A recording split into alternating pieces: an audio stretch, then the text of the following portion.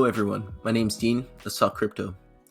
So today we're going to be looking at the Bitcoin price as usual. We're going to be tracking its price action, its movement from what it did yesterday and what we think it's going to do tomorrow. We're also going to have a look at Polkadot and Polygon Matic, as well as Ethereum. So those three in addition to Bitcoin. All right, let's get started. So yesterday when we left off, we were looking at Bitcoin and we saw some consolidation here, and I drew this bull pennant and I said that the measured move of the bull pennant was the flagpole and extrapolated at the point of breakout. So again, I took this line and I drew it down, making the pole of the pennant, and and you take that up, and usually these things break out at about 3/4 down towards the pinnacle of the bull flag. They can break up or down, but there's 68% chance of them breaking in the direction of the impulse or the trend, which the trend is up. So that's why I drew it over here. But Bitcoin's really bullish right now, so it broke out less than even halfway, and the target was about 45,000, and we hit about 44,600. So almost reached the technical target. And now what we're doing is we're consolidating again. So that's pretty much Bitcoin.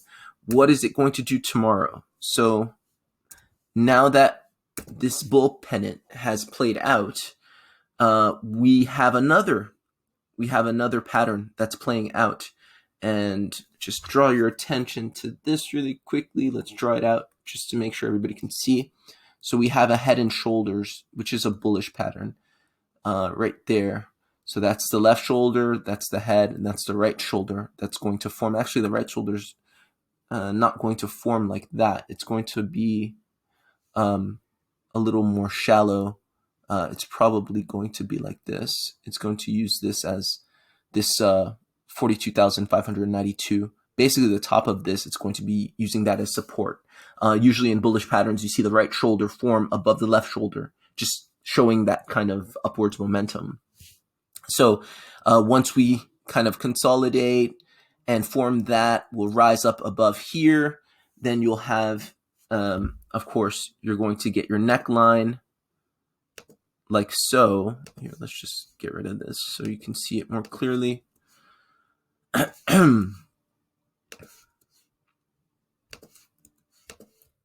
All right. So we'll get our neckline, and basically with the head and shoulders, your breakout or your technical target is going to be the depth of the head at the breakout point, which we presume will be around here. So again, you're going to get a target of about 51,000 or a little shy of 51,000 for Bitcoin. So that's what we expect it to do, and that's confluent with our Fibonacci extension. Right here, you see that let's go on the daily to see this more clearly. All right, you see that we have two waves, the first Elliott wave and then the second corrective wave, and now we're on the third. And in Elliott wave theory, the third wave goes to this 1.618 as high as the 2 Fibonacci extension of the first wave. So basically, we made the extension. I'll do it again just so you can see. You take your Fibonacci tool. You can preset it, and I'm not going to go exactly how I preset my Fibonacci tool, but I use it both for retracements and extensions. And to use it for extensions, I go from the top down. For retracements, I go from the bottom up. So basically, I'm going from the top of wave 1 down, and I pull it down to the start of wave 1. And see, you get your 1.618 and your 2.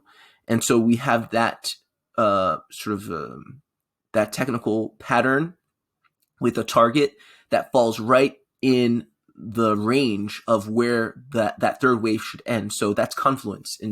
In technical analysis, confluence is when you have two different theories or two different sort of methods that both reach the same conclusion. So we can use a pattern in the technical analysis in the market structure to show us a certain target, and then we can use Fibonacci extension, shows us a similar target. So there's more probability, there's a higher degree of probability that that is going to play out.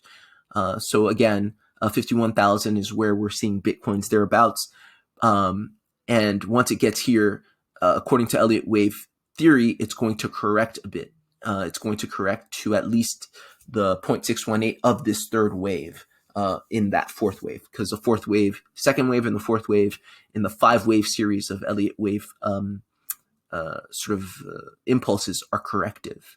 If you don't know anything about Elliott wave theory, I use it a lot on this channel. Just have a look, Wikipedia it.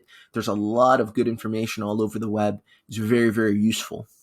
All right, so that's Bitcoin. Now let's have a look at Ethereum. Last we looked at Ethereum, it was around here, I think 2,800 or something like that. And it went all the way up to 3,000, and we had anticipated it go up to 3,000. Why? I didn't really mention this because I just didn't want to make the video too long. But again, we have one of these patterns, inverse head and shoulders. Again, here, let's draw it out just to make sure everybody can see what we're talking about. You have the left shoulder, you have the head, you have the right shoulder. Okay, so again, how do we use these? We take the head, the distance between the head and the neckline, and the neckline would be like this. Again, you're seeing that right shoulder slightly above the left shoulder because it's a bullish pattern. And so you take the depth, and then you have the site of breakout, and here the target should be $31,041. And where are we? Where's the top of this move? $31,071. So $30 off. Again, here's the power of technical analysis. It's not a crystal ball, but it's mathematics, and it works. It gets really, really, really close to an approximation as to what price will do if patterns play out. So it's very powerful. If you're investing, trading, learn it. Obviously, if you're not using it, if you don't have a command over it, just buy and hold, right? You're going to make money. This market is trending upwards in the large scheme. But, do learn about these things because it'll help you even for long-term investing. It'll help you make better entries. It'll help you make better exits, all that stuff. And the purpose of this channel, again, is educational. We believe that the more you know, the more you learn about this stuff, the better you'll do, so that's pretty much Ethereum. Yeah, that's pretty much Ethereum. So now that this target is met, last thing I'll say is that we're expecting a pullback. Why? Again, let's go to the daily and let's get rid of all this stuff. So we're expecting a pullback. Nothing goes up in a straight line, right? No matter how bullish, that's just how things work. You always have to get healthy retracements. Remember what charting is, or charts are. They're just an expression of the zeitgeist. They're an expression of human emotion, of fear, greed, all that stuff that you see. That's price action. Supply and demand. All of that stuff is in the chart. So when things go really high, people get greedy, and sometimes some people want to sell and realize gains, right? So you're going to see a pullback. Nothing's going to go up in a straight line forever. And so that's why we have, so in Elliott wave theory, they have this first wave coming up, but then a correction, a second wave correction. And I mentioned this in the video yesterday. If it's a really, really, really bullish asset, it will correct to the 618 and no further, and that's the minimum correction of that's the minimum correction of a first wave in Elliott wave theory. It has to come to at least the golden mean, the golden ratio, and at this point, that's $20,586 thereabouts. Again, remember, we're using approximations because every different exchange is going to have a different supply of a certain asset, and so the numbers or the price targets may be a little different. There may be small discrepancies, but it's just an approximation. Ethereum should come back to $2,500. A long-term investor, who cares? You don't care about a little bit of retrace, especially in a bull market like this. Ethereum's going very high. If you're a trader, you should probably know that, and it may be a good time to take profit around now. Okay, so that's Ethereum. Now let's get into Polkadot. This has been doing very well in this second part of the bull run.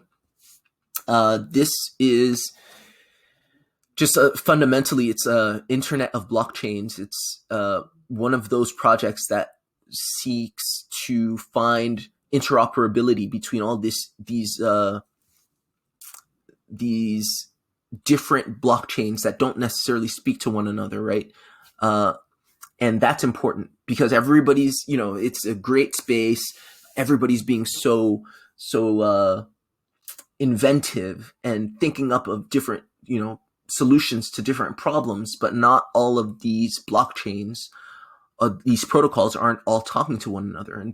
And Polygon seeks to, or sorry, not Polygon, Polkadot seeks to solve this by making these, these different blockchains all talk to one another. And so there's a lot of institutional investment behind this protocol.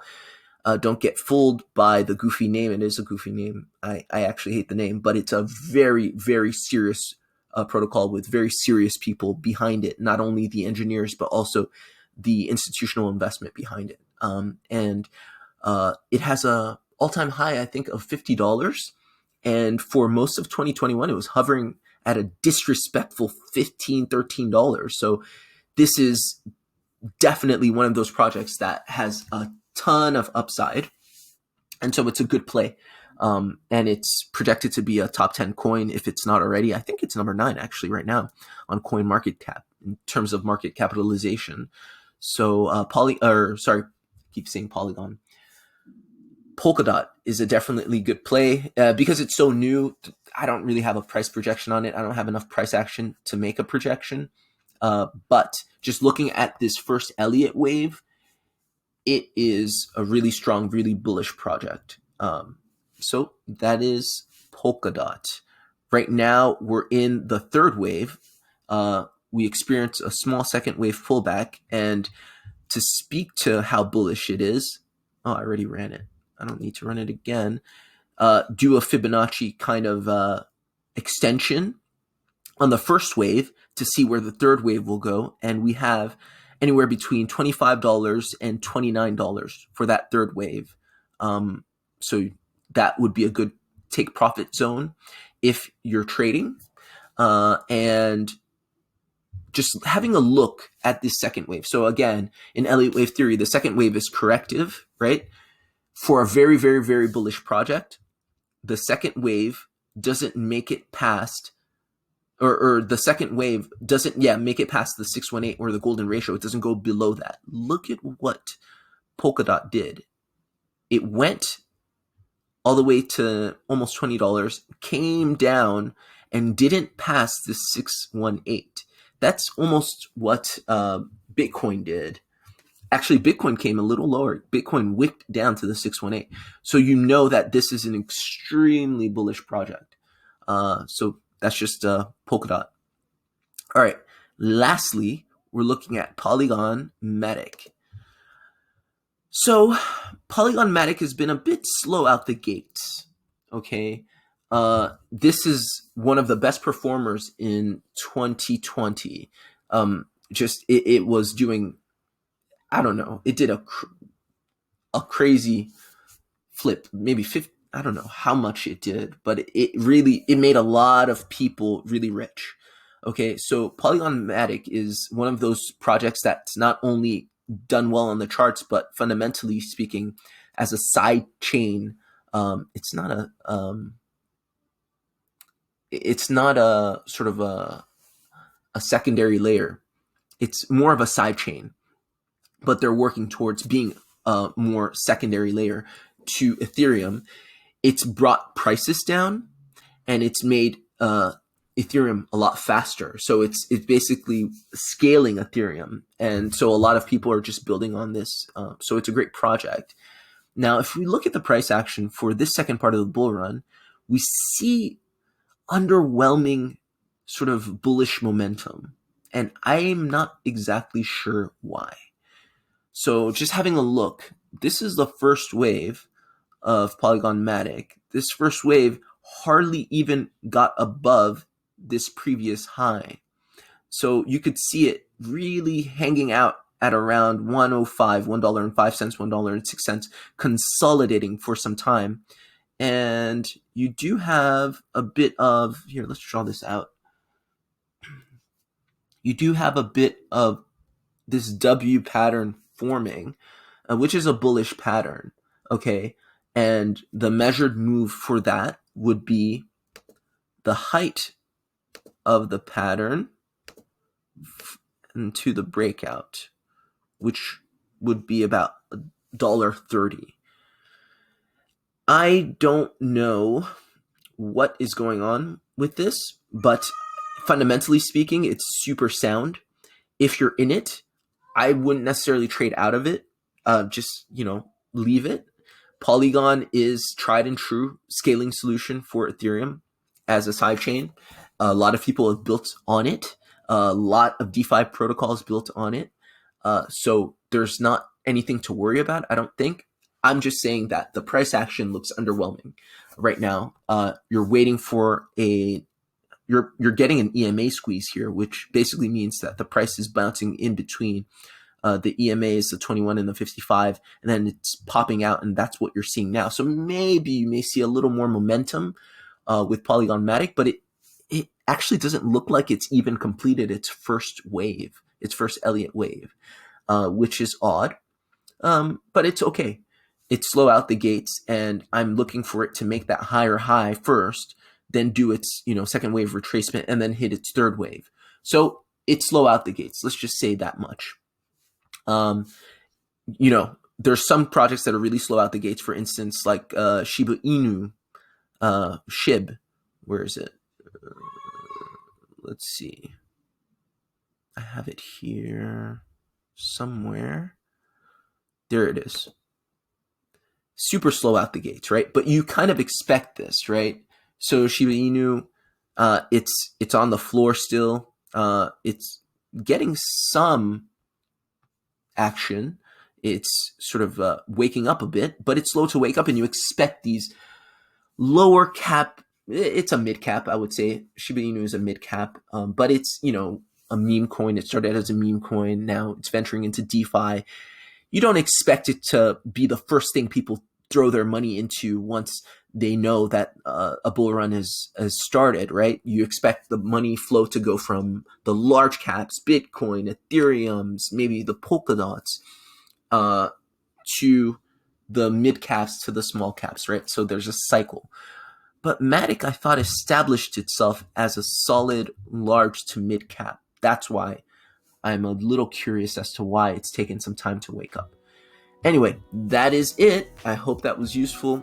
If you're getting value, please smash that like button, subscribe, and I'll see you. Bye.